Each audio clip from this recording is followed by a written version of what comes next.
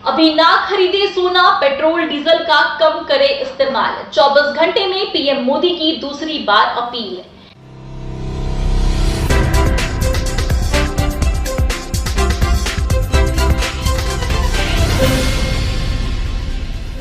नमस्कार, मैं हूं आपके साथ प्रगति सिन्हा और आप देख रहे हैं न्यूज़ी वर्ल्ड।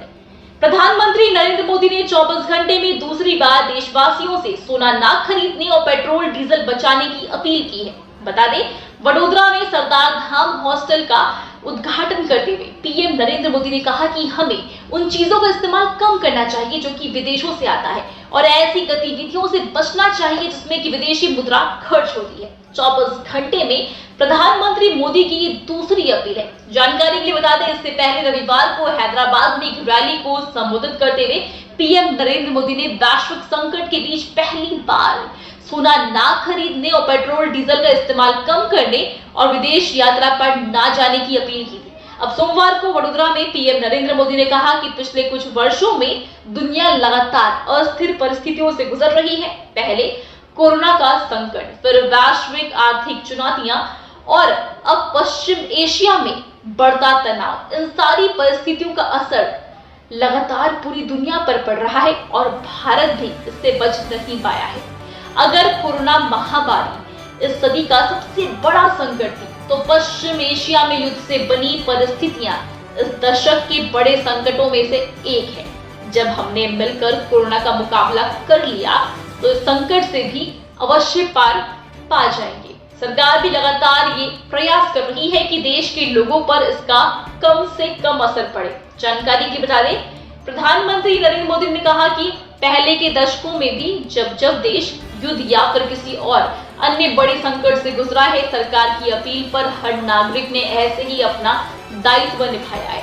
आज भी जरूरत है कि हम सब मिलकर अपना दायित्व निभाएं, देश के संसाधनों पर पड़ने वाले बोझ को कम करें।